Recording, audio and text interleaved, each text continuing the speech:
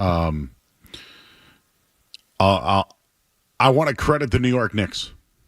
Mm-hmm. They've been resilient. They haven't been afraid of the Celtics. They trailed by 11 points at halftime. They make the Celtics look like they can't play defense or rebound. They also shot close to 70% in the second half. Mm-hmm. Jalen Brunson also had 39 points in a huge game. Like, he's been the best fourth quarter player in the playoffs. So I want to credit the New York Knicks for the job that they have done. Jason Tatum had little to no support tonight in a 40-point effort.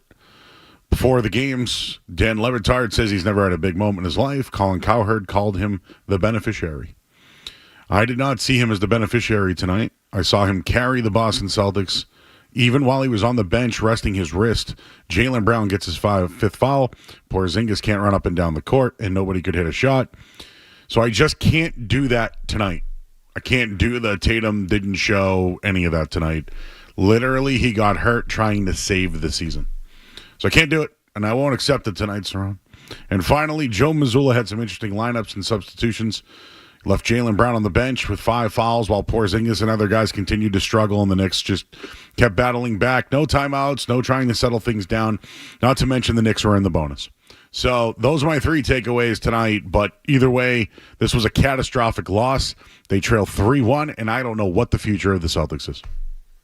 Yeah, I mean, in the original point you made about Tatum and people saying he never had any big moments, tonight he tied the Celtics record for most 40-point playoff games, and he's not even 30 years old yet. That's a lot of big moments. That's a lot of big playoff moments. I think he had 35 in a closeout game in the finals last year. I've seen him he dropped 50 on Kevin Durant in the playoffs. I've seen him drop 50 on Embiid in the playoffs. I've seen him give Giannis 40 burgers and sending him home in the playoffs. You know, he's been having major playoff moments since his rookie season when he's dunking on LeBron James with a 5-point lead in a Game 7 of the Eastern Conference Finals as a rookie. We've seen him do this many, many times before. And, you know, he was having his big moment in the Garden. But one thing I will say, for those who want him to do this every night, take a lot of shots. He took 28 shots before he went down. That's the game you play. You can be the guy that can be the leading scorer, and then it looks like everybody else is standing around watching. But you get the rah-rah. You get the Anthony Edwards. You get the Donovan Mitchell. You get the SGA. Look at, man, he's getting 30 a night, 30-plus a night. You get the James Harden at his prime. You're getting all these numbers, but at the end of the day, it's hard to win when one guy is the only guy doing everything. And you saw that tonight.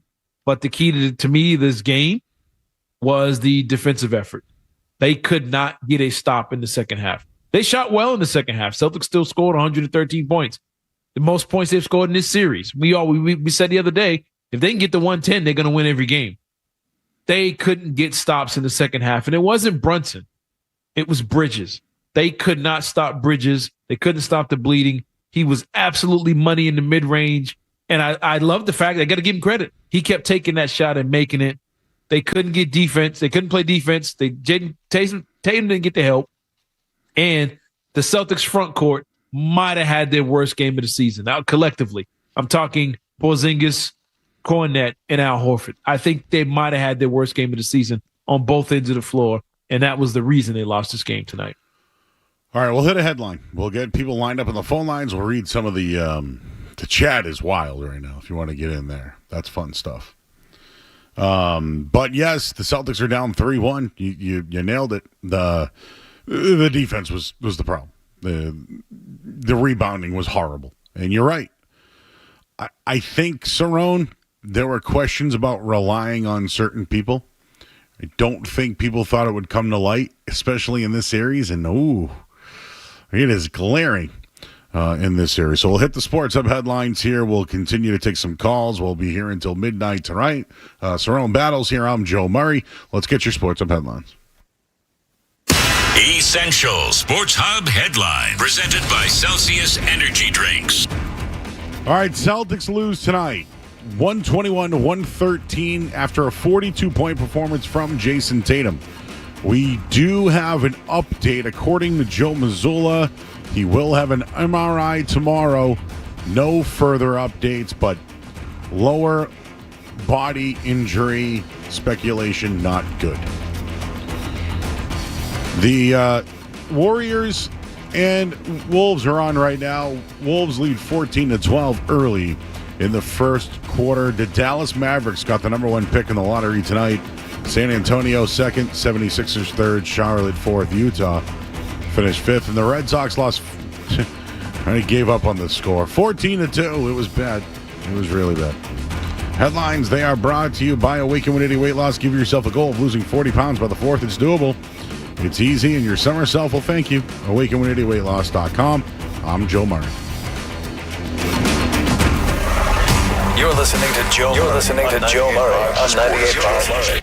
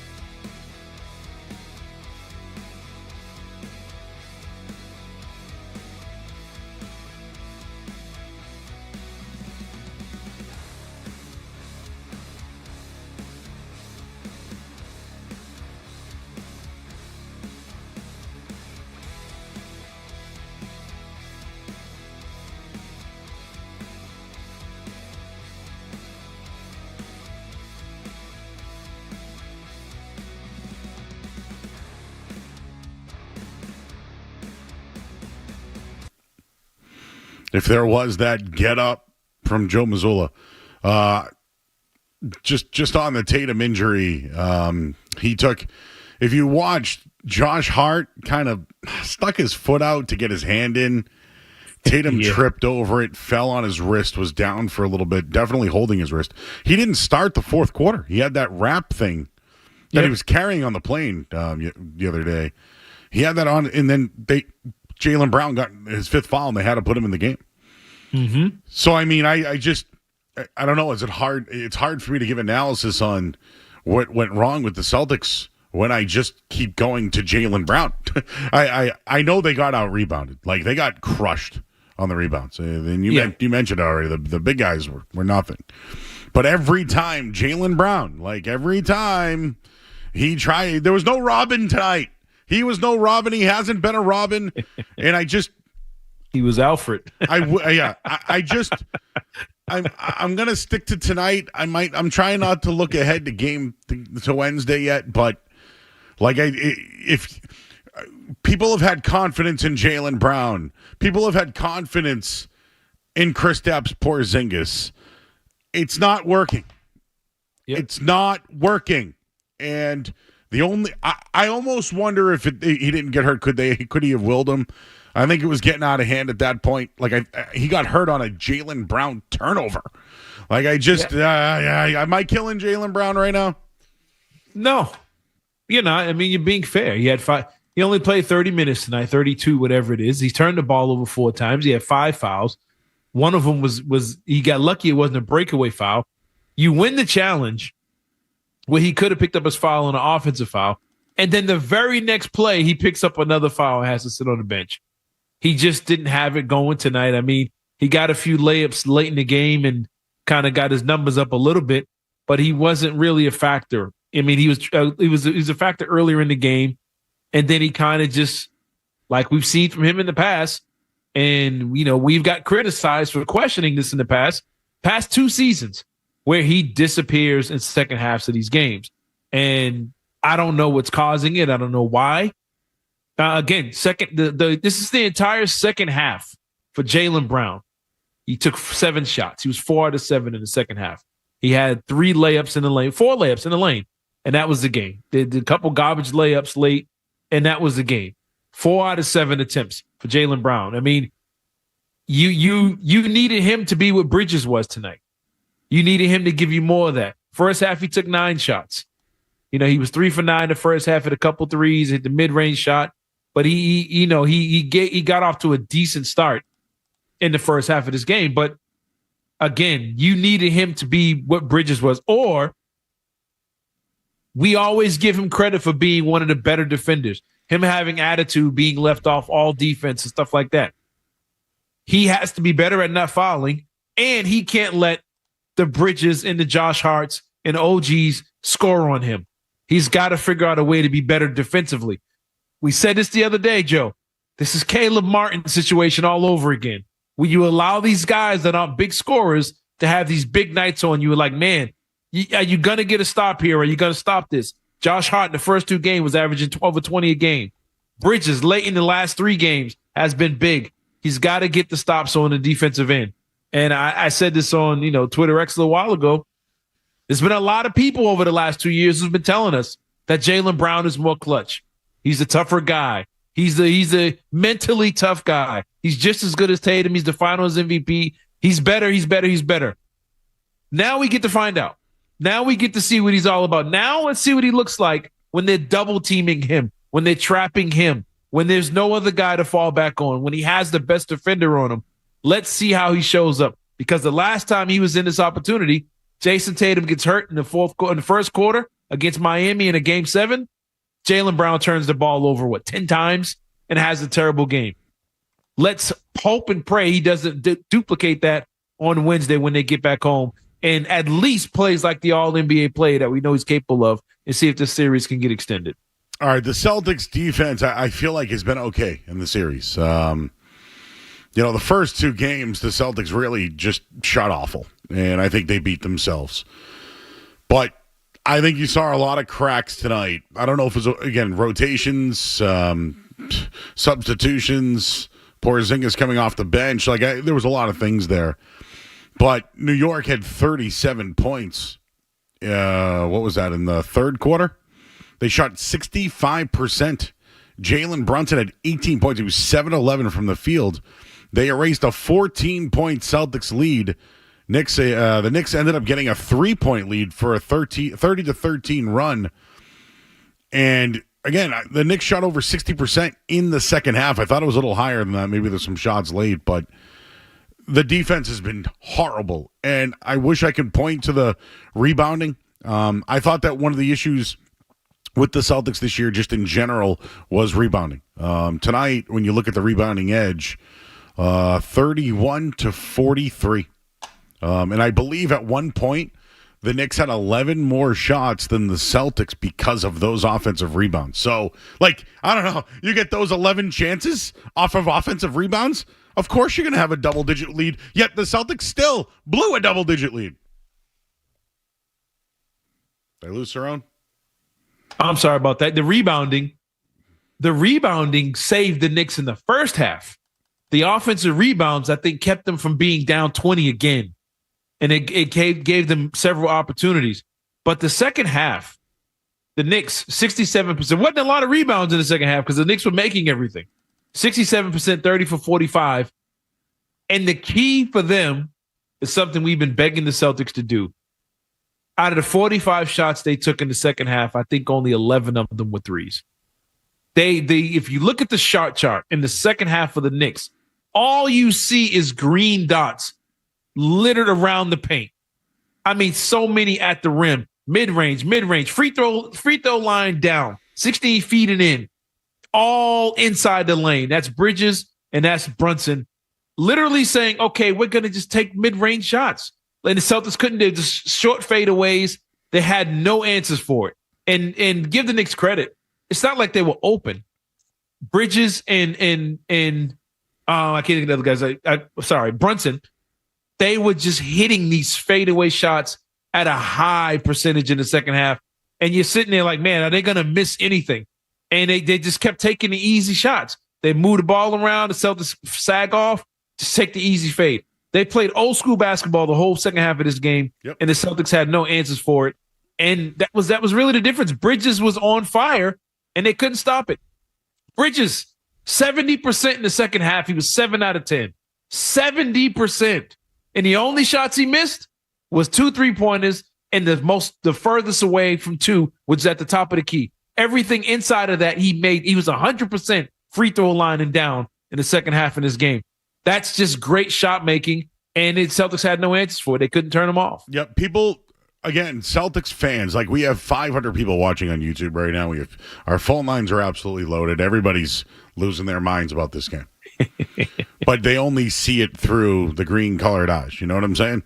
Oh, you got to give the Knicks credit. The Knicks made shots. The Knicks made the Celtics defense look horrible. They made this shot. They made their, and I don't want to make this about, hey, you make your shots, you win the game. No, down the stretch, New York kept battling and chipping away and battling. And it's just, the Celtics, they stuck with their philosophy. I thought there was a point when Jaylen Brown wasn't in the game. They did look inside to Porzingis. He got a foul on one play. He had a finger roll on one play. Layups, yep. He missed his free throws. Those were 5 points right there in a close game. Yep. I just, to me, I think Missoula tried to adjust it. I think he tried to, all right, let's look inside. Towns has 4 fouls. I actually think they tried. They did, and it didn't work. Didn't have it. It didn't work. They kept Porzingis in the game. They went on a run, and then they went back to the 3-point philosophy when we're missing. It was Missoula really tried. It didn't work. It completely fell apart. I credit the Knicks for everything tonight. And again, I've said this before. For 2 years, I had a chance to say every team taps out. Every team has tapped out.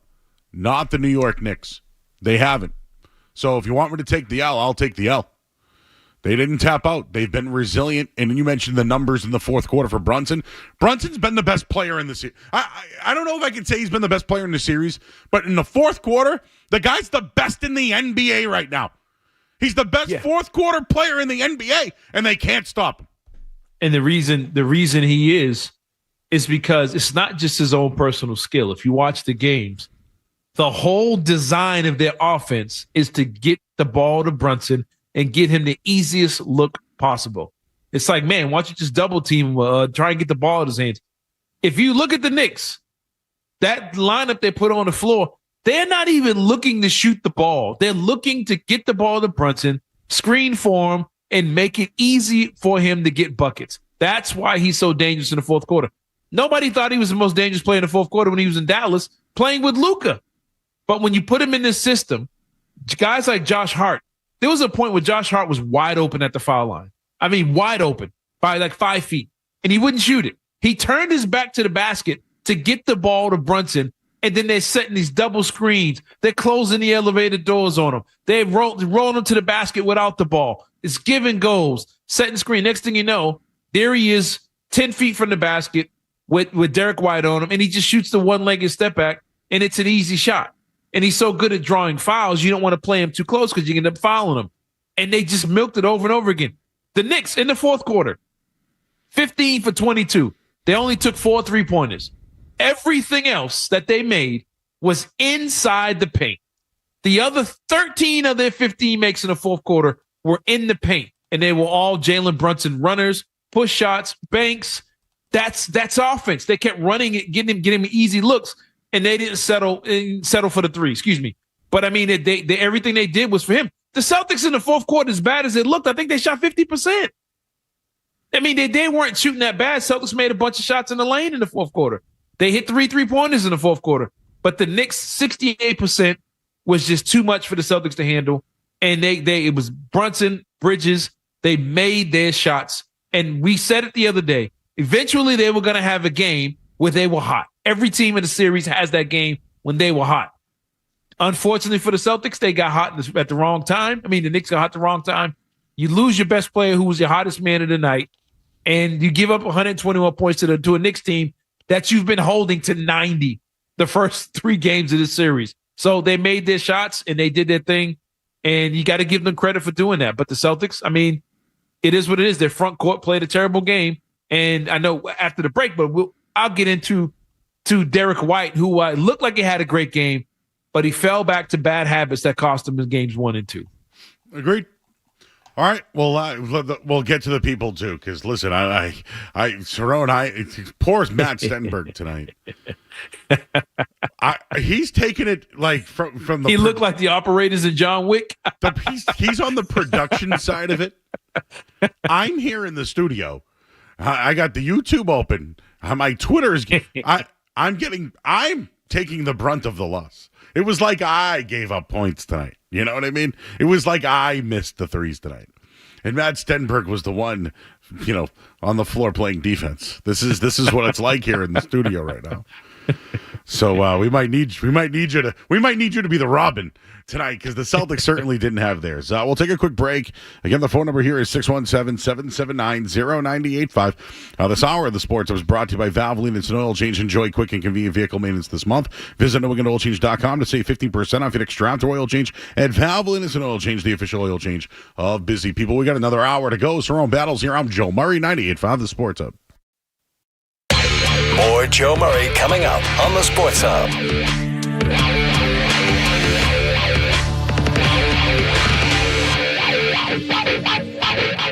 Just like the perfect suit, testosterone replacement therapy is not one size fits all. Learn how Wellesley Testosterone is translating cutting-edge research into personalized treatment. If precision is your priority, we're the team you trust. Visit WellesleyTestosterone.com. Boston Celtics playoff coverage is presented by Amica, the exclusive auto, home, and life insurance partner of the Celtics. At Amica, they build a game plan with you in mind. As the Celtics defend their title, visit Amica.com today to learn.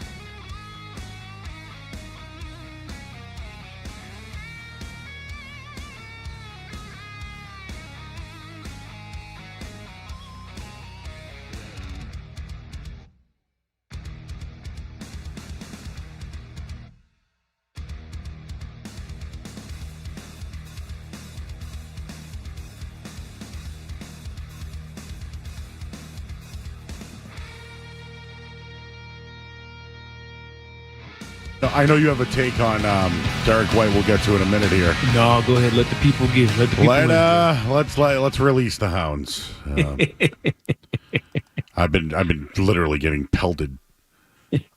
Why are they on you, Joe? Why they attacking you? Because I said that they were the best team and they were going to repeat, and that every team taps out when they win, and I called them front runner, all that stuff. Hey, man, I'm upset. Like, to be completely honest with you, like, I thought this was going to be 2-2 back to Boston. Now it's 3-1. I don't know the future of Jason Tatum, and quite frankly, this was catastrophic. I didn't think the New York Knicks would be the team that could potentially end this thing. I also didn't think they'd win the series, but they haven't won it yet. No, and I tell you one thing though, you have to zoom out and look at the whole league. All the top teams are in the same situation. The Cavs are going home and Donovan Mitchell is hurt. They're down 3-1 to a Pacers team. They should have, and that was a 60+ 65 win team. The OKC, the Thunder, a 68 win team is fighting for their lives against Denver, and SGA is not having a good series. They're all in the same situation. The only reason Minnesota is not home is because Steph Curry's hurt. That's the only reason Minnesota's not already out. And Anthony Edwards is not having the greatest series. He's not having a great playoff. So all the teams that we were all expecting to be dominant are basically in the same situation right now.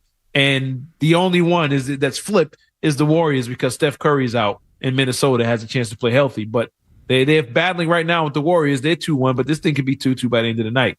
So there's a lot of surprises going around the league right now, and the Celtics aren't the only ones in the boat. But yeah, we thought this would be a totally different series coming into it. Benny, what's up, bud? What's going on, fellas? Talking about JB, I didn't like his approach right off the bat. I know Cerrone trying to say he had a good first quarter. I didn't like his first shot coming in right away with that pull-up three in transition. I was like, where's this guy's head at? The podium, he was on the podium the other night saying felt like he was the best player on the team driving to the hole, and then probably one of the best players in the league doing that, and he pulled the first shot transition three. I didn't like that, man. His turnovers were awful today. I didn't think he played that. Obviously, he didn't play that great.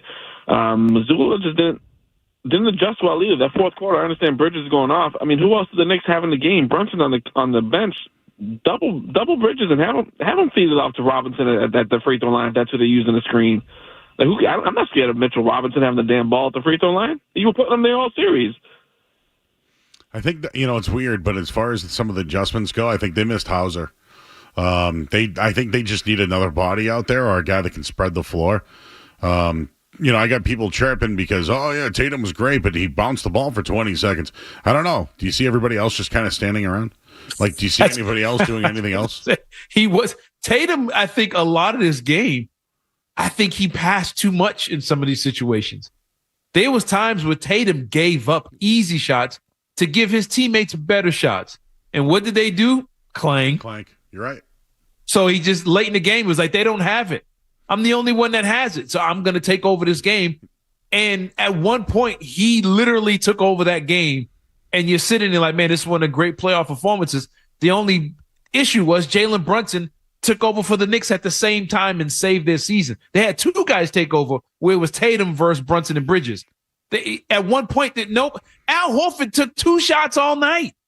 2 shots, and they both were 3-pointers. He was 1 for 2 in 37 minutes. Drew Holiday in 34 minutes was 2 for 5. Missed a wide open 3 on the side. They were missing everything. So when you got guys standing around just stuck in the corner, and Tatum is sitting there trying to beat 3, when Deuce stepped on his foot and he fell, when he put his hands down. If you look at that play, there's 4 players around Tatum, and he goes by all 4 of them. And not a single Celtic cut to the basket. They move they weren't doing anything they did in the first half, which has been the story of this series. But Tatum literally, he was unselfish at times where he could have taken over. But the only reason he started pounding the ball is because he was the only one that had it going. On both ends, he was the only one that had 4 steals. He's rebounding, 2 blocks. He was doing everything. He led the team in rebounding again. Like, what? So we're complaining because he bounced the ball too much? Come on now. Jalen Brunson didn't bounce the ball too much? Really? Sorry about that. No. And just quickly, just to remind everybody, I think we mentioned that in that fourth quarter, they started Jason Tatum on the bench. He had that fall that you just mentioned. He had a wrap on his hand. Jaylen Brown got his fifth foul. But they kept Porzingis out there. They tried to look inside because Towns got his fourth foul. And they went inside maybe 3 times to Porzingis. He lost it on one. He got fouled on one, missed both free throws, and then missed a bunny. They tried, and I thought they were going to go to Cornette. They didn't. They made another adjustment. I actually can't even remember what it was now. I think it might have been Pritchard and Porzingis in the game, which I thought could have been a benefit. Instead, it killed them because they couldn't rebound. They just, they got crushed tonight. You mentioned Horford. Like, I know he's older, but if he's not going to make an impact defensively, then like, why is he on the court? There it is. If he's not rebounding, if he's not defending, what is he doing? If he's not, because you put him out there because he's a stretch, he can shoot the 3. He wouldn't even attempt them, Joe. He only took 2 shots. You know how many shots he took in the second half, Joe? How many? 0. Wow. Al Horford took 0 shots. So there was no other. Basically, Brown's off the court. Horford's on the court and can't do anything. They put Porzingis in the game. He can't put the Pritchard. I don't know what happened. He got going a little bit, but they had, and Drew couldn't do. They had nose. Can you believe the way this team has been built? They have nobody else that can score the basketball during that run. Not even score, Joe. Attempt to score. Drew Holiday in the second half. This is a whole half. He played 35 minutes tonight. He took 4 shots. So between Holiday and Horford, 4 shots the whole second half, and all of them were Holiday. Al Horford never shot the ball the whole second half. And he didn't rebound, and he didn't defend because Towns shot 80% from the floor in the second half. So if he's not defending, he's not shooting, he's not rebounding, he's just out there. He's just a body out there, and he was getting cooked defensively on the switches with Jalen Brunson. That's how Brunson was getting the mid-range shots and the layups because Al Horford was trying to contest him 20 feet out, and he would just get a step on him and get a layup and get to the lane. At that point, that's when you have to look down your bench, and you have to find you somebody. I'm looking at Neemias Kana down there like, you know what? If they're bold enough to put Mitchell Robinson out here, who's not an offensive threat at all, I got to match that and put a guy out here who can rebound, bang with him, waste 5 fouls, and at least give me a defensive effort with some young, fresh legs. I got to put Cornette out there. I got to do something different as opposed to watching Al Horford just get zeros across the board and not do anything in the second half. So I know it doesn't. I know it doesn't matter much. They didn't really. If you look at it's not going to matter. But they did. The Knicks played Cameron Payne and Precious Achiuwa tonight. They didn't play much, but they played. It was a different look. McBride got some looks from the outside, hit a couple of threes. But like they got 45 minutes out of Mitchell Robinson and McBride tonight, but still went a little deeper than they normally do.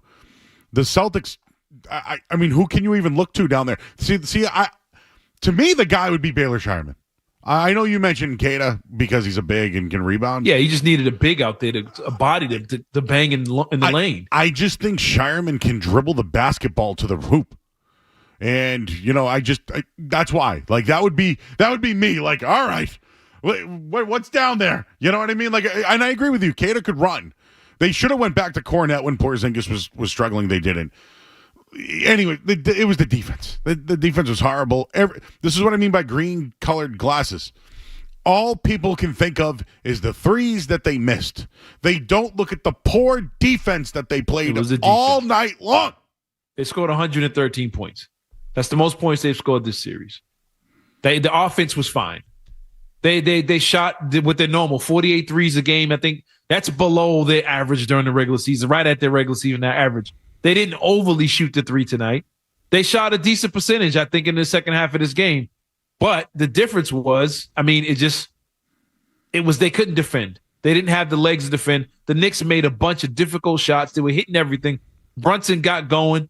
He really got going when he drew the foul on Brown when he stepped on his foot, even though I think he stepped forward just as much as Brown did. That got him going from the foul line. Bridges got going. I agree with the caller, and I think they should have did a couple games ago.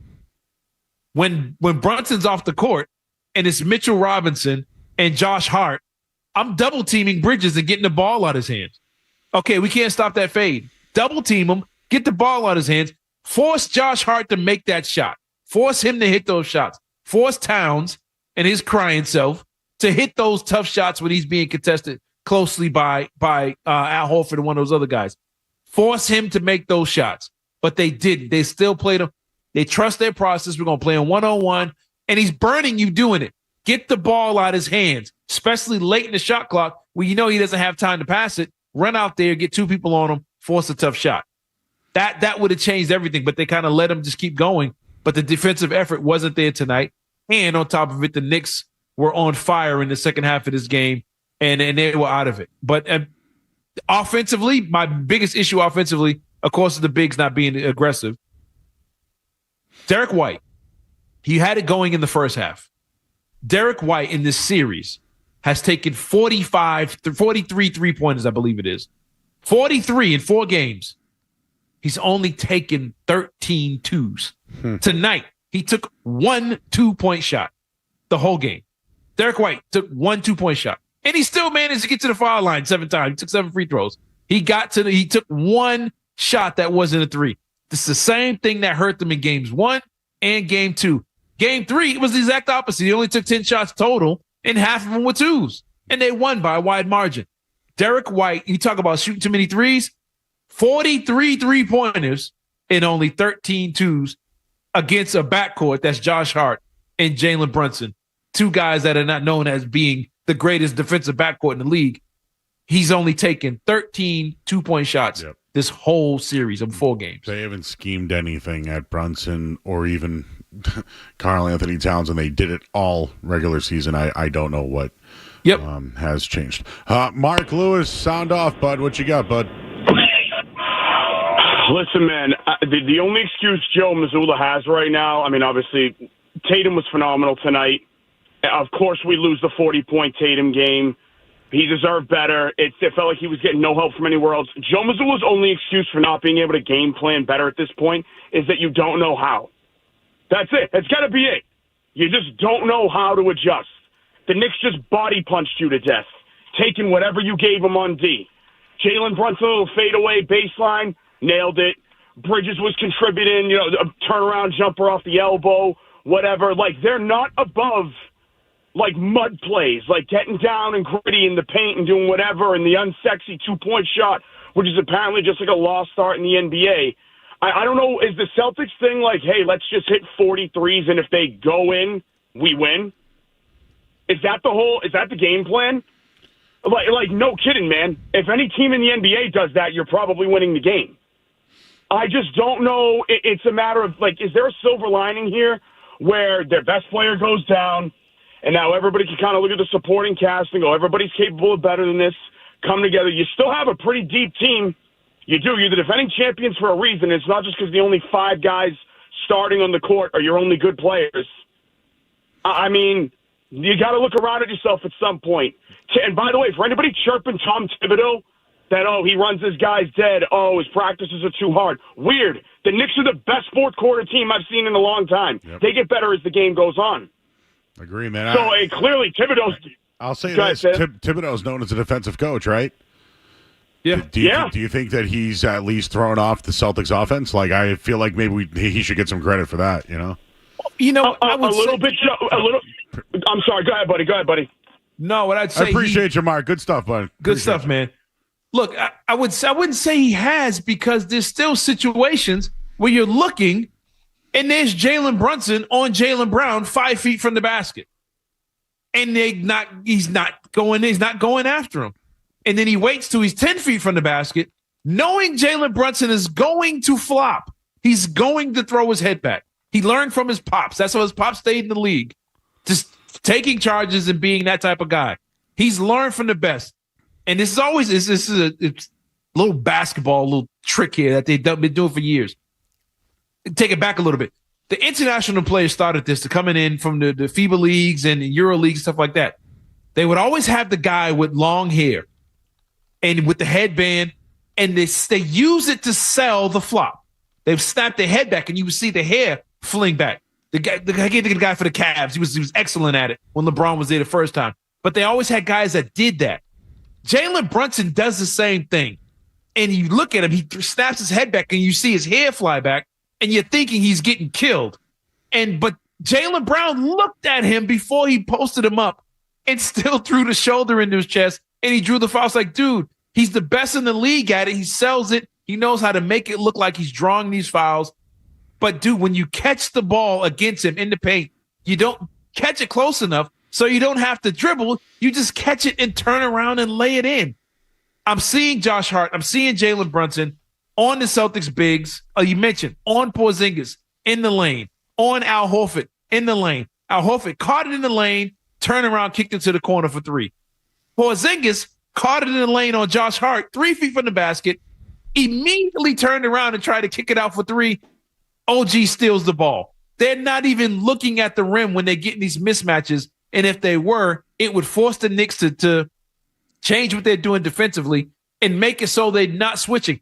If Towns is out on Jason Tatum 30 feet from the basket, Towns' man, the man that was Towns' man, the center, has a mismatch. If Towns is up top with Tatum, then that means the big man has a mismatch down low. It's there over and over again, but the Celtics bigs aren't even being aggressive and forcing the Knicks not to make that switch. So I'm not giving Thibodeau credit. The Celtics aren't making them change. It's like, well, but it's easy for us. We're going to just roll with this and see what happens. Absolutely. All right, we'll get more of your calls. I see guys on our YouTube. I think we had like over 500 people at one point tonight. So appreciate everybody joining us there. Saron, here we've kind of given a lot of analysis, but I just saw the odds. I'll give those to you next. Very interesting. The other thing is this series truly over? We'll talk about that coming up on the other side. Saron Battles here. I'm Joe Murray, 98.5 The Sports Hub. Don't go anywhere. There's more Joe Murray. On the way on 98.5 The Sports.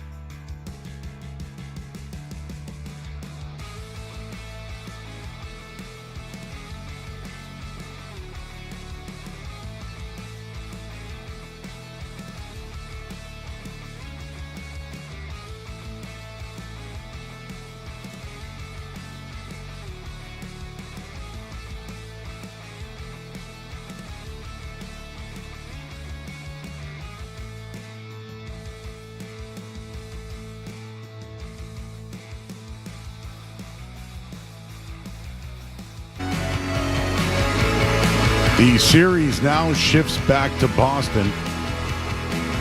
Game 5 is on Wednesday night. Cerrone Battle here alongside as well. We'll get to your calls in a minute.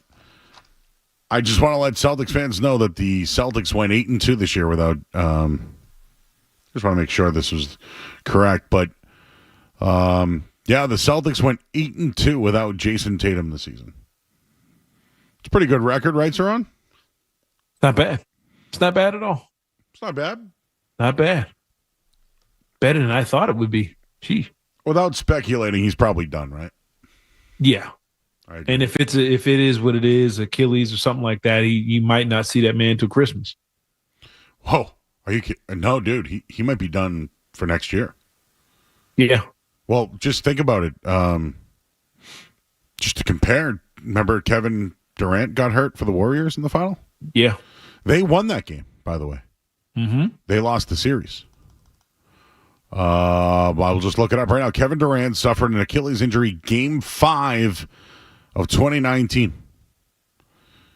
I'll have to look up when he came back, but I don't think he did that next season, did he? No. He didn't play for the Warriors that year. Nah, he was in and out. It was always speculation of him coming back and then not coming back. And it was a weird thing. Then he ends up in Brooklyn and he still wasn't all the way back. It was really weird.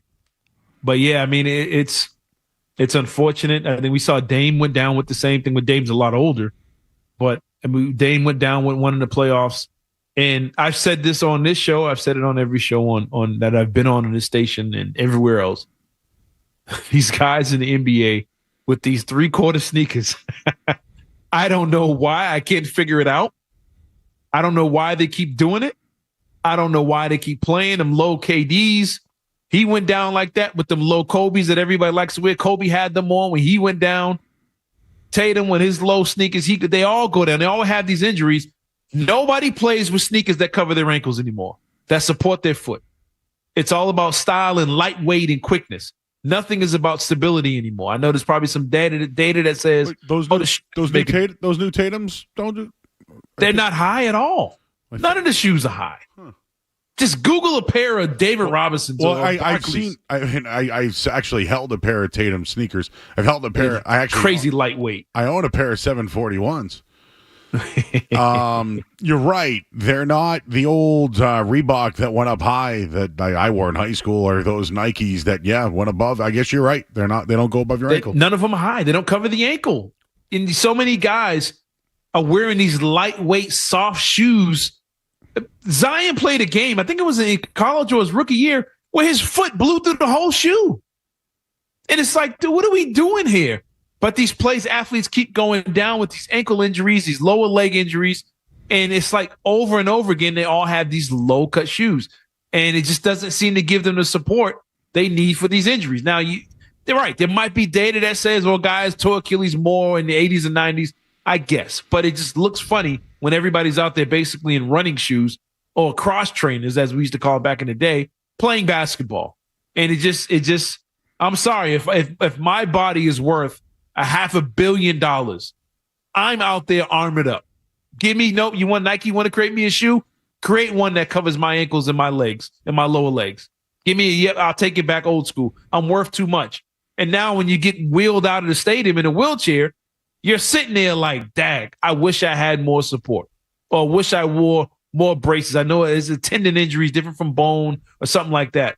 But I think there has to be a better way to protect these basketball players' feet as opposed to just giving them stylish, colorful shoes to wear, because it ain't working. All right, well, let's talk about this for a minute. Kevin Durant, it took him 552 days to come back. So he got hurt. That's a long time. He got hurt in the 2019 final. Didn't play all of 20, and then he came back for the Nets in December. He didn't even start the year. Mm-hmm. So I'm thinking of players who've torn their Achilles. Damian Lillard just did, right? Yeah, was he in his mid-30s? So that's not good. Yeah. Kevin Durant happened when he was 30. I think it impacted him. He's still a great shooter. Did Clay do it in the same series? Clay or he had a knee injury? Clay was more of a knee, but he did do it though. Kobe Bryant did it late in his career, right? Yeah, he did it real late in his career, but I think he came back the next year. But Kobe's different, though. Do you think he was the same? Kobe's different. Well, he was old, so it's hard to tell. Yeah. The only any guy I know who tore his Achilles generally been like DeMarcus Cousins or Elton Brand, James Wiseman, like guys like that. Yeah, and I mean it's the only saving grace for Tatum is the fact that he's only 26, 27 years old. This is why you can't play him. You can't play him if it is the Achilles. You can't play him. You don't play him next year at all. You don't even. It's like he gets sent away, and I don't know how he's going to. By the way, I don't know how mentally he could handle that. But he's done. I think the best case scenario you get, I mean, I haven't been on listening to the guys with all the sources. I haven't even looked at it. But the best case scenario is he broke his foot when he went to run. Yeah, he snapped best his foot. case scenario, yeah. That's the best case. It may have been lingering from when Josh Hart stepped on his foot when he was running to the basket full speed. And the next thing you know, he goes down, he goes to take a step, he hits the ground. Your best case scenario is that he went to lunge to take that step and he broke his foot. And that's why he instantly called timeout, whatever. And if you look at it, usually you see guys when their Achilles go down, they just grab the back of their calf or something like that. If I'm not mistaken, Tatum grabbed the front of his foot. He grabbed around his foot. So best case, he broke his foot. Heel injury, whatever it is. If it's the Achilles, it's the Jaylen Brown show. Now let's see if you're worth $300 million. Well, that's a show for another day because I don't even know what they would do. Durant got hurt June 10th, 2019. Returned December 22nd, 2020. Wow. That's what you're looking at. Like, that's what you're – and the other thing is that Durant was 30.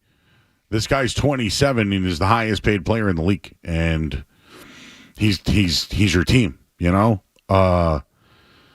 Yeah, this isn't good. What I mean by catastrophic is now is this. Do I think they can win Game 5? I do. I mentioned that. Yeah, I think they can. They're 8-2 without Tatum. Not to mention, during this Knicks Brunson era, they're 8-11 following a playoff win. They're 4-6 on the road, and the spread I just saw was 5 Celtics. That makes me think Celtics win. If he is out, I'd go White, Brown, Holiday, Horford, Porzingis. See what you got. Try to go double big. See if you can kind of control the rebound. I think Sam Hauser has to play. You got to try to get something from him. Pritchard, Cornette, and if you got to go to another guy, I don't know if Torrey Craig's the guy. I saw Cardi B in the stands tonight with Stephon Diggs. I know Torrey Craig dates Megan Thee Stallion, I believe. So I don't know. We might need them both. I don't know, man. Listen. We might need the WAP. I don't know, bro. Look, I think honestly, we need it all right now, bro. You need defense. I don't know. You need defense. You need to keep them around 90 again. You keep any NBA team around 90, you can win the game. You can't let them score 121 points. We're looking at the Tatum situation as the offense. Who else is going to score? You need somebody who can rebound the ball. He's your best rebounder. Yep. That's what you're going to miss the most. He's your best defensive rebounder. You need somebody to rebound the ball, and you need guys to dig in defensively and keep the Knicks around 100 or less. If you keep them to 90 points, you can win that game. You can win these games. Tatum wasn't lighting it up in the first 3 games of the series. He was doing just enough, but his shooting percentages were low. But you were keeping the Knicks to low scores. You have to keep them on Wednesday night. Look at it, say 100. We got to keep them under 100 no matter what. We got to do things we're not used to doing. We got to double team, get the ball out of guys' hands, pick up at half court, pick up 3/4 court. I'm looking at guys to take over at home like Peyton Pritchard. Every time you get big minutes, regular season or playoffs, you produce. I'm looking at Peyton Pritchard to give me 20-plus points. If it's off the bench, starting role, whatever, I need Peyton Pritchard to give me 20-plus. You need Drew Holiday to take more than 5 shots. You're a former all-star in this league, a very smart player. You can still get to the basket. If you got Jalen Brunson on you or Josh Hart, be aggressive. No more 5 shots for you. We need 10 shots plus from Drew Holiday. Al Horford, you can't be out there taking 2 shots the whole game, man. Al Horford has to be aggressive when he's in the lane. You get an offensive rebound, go back up with it. Porzingis, I don't know what's wrong with you. You either find out before the game, can you play hard for me for 30 minutes? If he says no, don't play him at all. Why waste it? Go with Luke Cornett, Al Horford, and bring another big off the bench. Yep. Put something, because he's not giving you anything right now. Not a thing. So you got to look for the others to fill in the gaps when you get home. And usually role players play well at home. Right. We saw Peyton Pritchard. I've seen a game this season where Peyton Pritchard and Derek White both scored 40 in a single game. And Tatum, I think, didn't even play in that game. You got guys capable of scoring. You still have more capable scorers than the Knicks do. You just have to play defense in this game and take it one game at a time and hope for the best. I didn't think the Knicks would win the series. I fully think the Celtics can win Game 5. I do. I think they can win Game 5. I don't know about Game 6, but I know Game 5 they can win. We'll find out. Saki's on hold. What's up, Saki? What's up, guys? How are you? How are you, buddy? Maybe they can call Paul Pierce and he can walk to the studio. He still seems in shape. Mm-hmm. No, I don't know if he can defend either, man. Hey, it was a tough loss tonight. I think the Celtics have an identity problem, Joe. I think, unfortunately, in games 1 and 2, they played down to the Knicks, potential, and that's why they came out behind. You fall 2 games behind, and you play with fire, and you get burnt. It was tough, Saki. Tonight they lost the game in the third quarter. They got outscored. They've lost every game in the third quarter, it feels like. Yeah, yep. It's tough to watch. It's challenging, but it seems like every time this team goes through struggles, they have this identity crisis. And I know that people will say their identity is to run and shoot threes, but New York is more physical, or not just New York. Every time they go through these tough losses, teams are more physical with them. They out-rebound them, and for the love of God, every time Mazzulla calls a timeout and the play after the timeout is just isolation. It happened when Tatum got hurt. They were down, I think, 7 points, and then Jaylen Brown chucks up a 3. It's like I miss Brad Stevens. Every time he came out of a timeout, doesn't matter who it was, they get a nice open look. Yeah, it's just challenging. It's challenging to watch, and unfortunately, it's just they gave up the Tatum injury is gonna give it all away, and who knows what happens now. Yep, they wasted a 40-point night from one of their best players who I tell you, as he was talking, I thought about it, saying teams always push them around. They always, just being more physical. The only place that's happening is with the front court. The Celtics guards aren't being pushed around. They're not being out physical. Derek White's still a tough dude. He's still doing his thing. Holiday, Jaylen Brown. The Celtics front, everybody asked the question a couple weeks ago when the report came out about what moves are you going to make in the offseason? Front court. That whole front court needs to be overhauled. The decision has been made. You let things play out, they'll play themselves out. There's no reason why you're looking at Porzingis saying, we got to figure out a way to keep him for the next 2 years. That's it. I think he's done. He's done at being the all-star good player. The injury, something he can't sustain a full NBA season anymore, even though he's not even 30. Al Horford, I'm sorry. He's done it. He's won his championship. He's probably going to the Hall. Several-time All-Star. He's got college championships. He's done it all. Al, I'm sorry. It's time to go. They have to get a younger, more aggressive front court. They need bigs. I don't care if you get them overseas. I don't care if you get them from college. I don't care if you get them from the G League. The Celtics need a whole new front court. That way the Mitchell Robinsons can't dominate on the offensive glass. That way you're not counting on an old Al Horford to defend Karl Anthony Towns, who's probably the best center in the Eastern Conference right now. You're leaning on Porzingis, who's dealing with the health issue, to play big minutes for you. Reliability. You have to overhaul this front court, and that's where the change starts for this team. Agreed. Reliability has been their issue right now. And listen, do I think they beat themselves? I do, but I'm going to give the New York Knicks a lot of credit where nobody else will. So I'm going to give them credit. I think, Cerrone, you mentioned the high percentage in scoring. It just there's another game to go. We'll see what happens. We got to go to break. We're late. Sorry, everybody. Don't mean to go late. Cerrone's here. I'm Joe Murray, 98.5 The Sports. Essential Sports Hub headline presented by Celsius Energy Drinks. Celtics lose. 3-1 they trail now. Looks like Minnesota's up at halftime.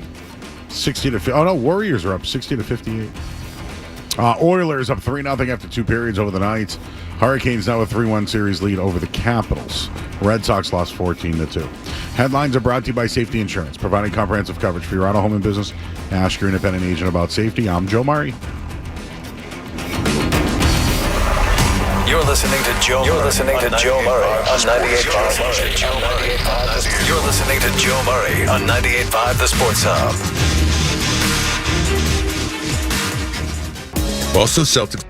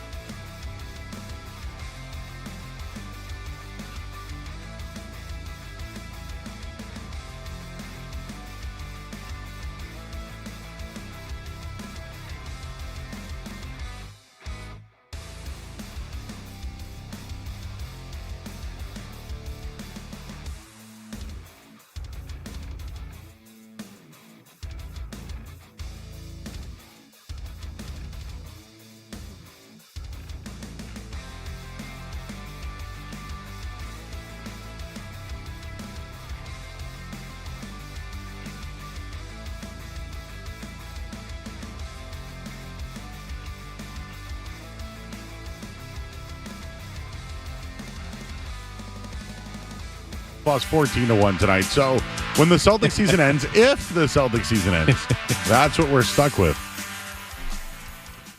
You got training camp in 2 months. That's, Saron, I can't wait to join you on a Sunday when you're here, like we did last year. I looked at the team and I said, Jacoby Brissett's not in shape and Joe Milton can't throw. And Drake May is the best player out there. But nope, nobody wanted to hear that. Yep, and we had to wait till Halloween to see him play. That's right. And then the year before, I told everybody that Bailey Zappi's better than Mac Jones. But, other people had to be the ones to tell you that. But what? The Niners, like you said, man, the Niners believe, they think he's the one, man. He's next. He is him. So we got a couple of minutes here. Chris is in Plainville. What's up, Chris? Joe, it's good to talk to you, man. It's been a lot of years, my friend. How you doing, man? And I just wanted to reach out to Mr. Cerrone there, and I wanted to let him know that he was bringing it tonight, and he absolutely did a phenomenal job on the radio. And Joe, you always do, but Mr. Cerrone really brought it tonight, and I appreciate it. And Celtics, failed obviously, and then the Red Sox put up their best effort tonight. And anyways, I just wanted to let you guys know that I appreciate. I always listen. I rarely call anymore, and I used to call thousands of times. You did, Chris. I know. Thank you. No more. But take care. Appreciate both of you guys. Thank you, man. Chris, thank you, man. Appreciate it. He's been loyal. I've been here for almost 14 years, so been hearing Chris for a long time. This one hurts, or no? This one's. I'll tell you what I've done. I've done Patriots losing Super Bowls. The Bruins in 2019? That was bad. Mm-hmm. That was a bad one. The Malcolm. This one hurts tonight because I think it could be franchise altering. It's weird because I don't think I've felt a game that hurt so much where it was at the end of the season. They still have more games to play.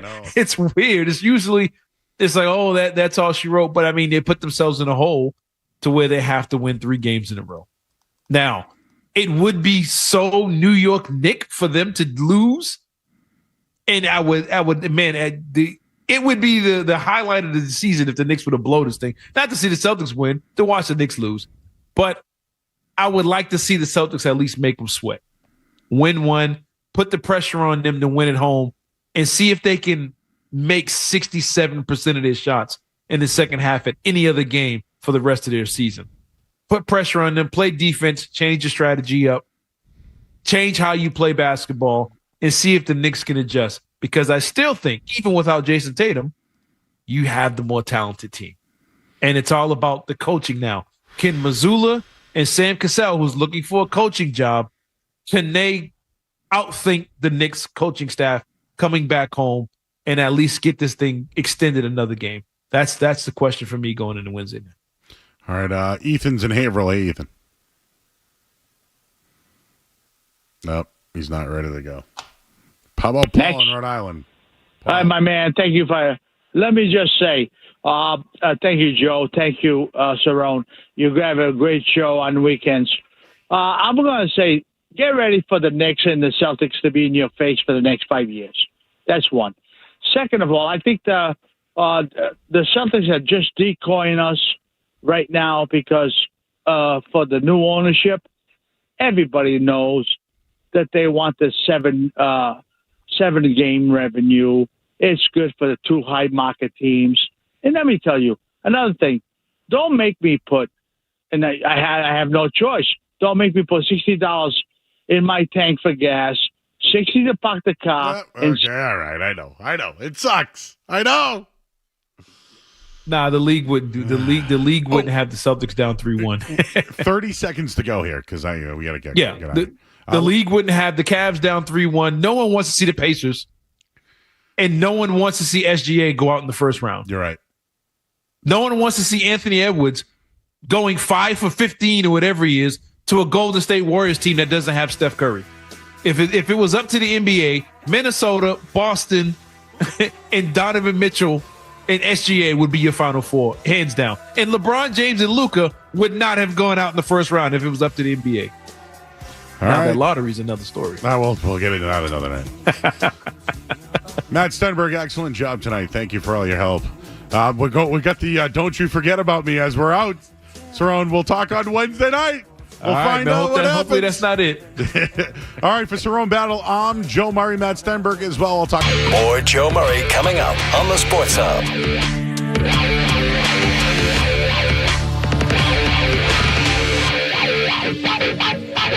All right, this hour of the Sports is brought to you by Valvoline Instant Oil Change. Enjoy quick and convenient vehicle maintenance this month. Visit NewEnglandOilChange.com to save 15% of an extra after oil change at Valvoline Instant Oil Change, the official oil change of busy people. At Planet Fitness, this is the year of getting stronger. So let's do this. Join the club today and save. Just $1 down, $15 a month. Find your nearest club and join today. Deal ends Friday, May 16th. See Home Club for details. Just like the perfect suit, testosterone replacement therapy is not one size fits all. Learn how Wellesley Testosterone is translating cutting-edge research into personalized treatment. If precision is your priority, we're the team you trust. Visit WellesleyTestosterone.com. Feel like you're just drifting? Searching for purpose but coming up empty? God knows where you should be. Have you asked Him? It's time to pause. Look closer. The signs are there. At Vocations Boston, we'll help you see how God is guiding you to your purpose. Start asking and listen. Vocations Boston, your purpose revealed. Visit youseethesigns.org. Set yourself up for success. Their locally owned Benjamin Moore store proudly serves the New England area with more than just paint. They're here to support you and help you find everything you need to bring your projects to life. From expert advice to premium products, they'll help you every step of the way.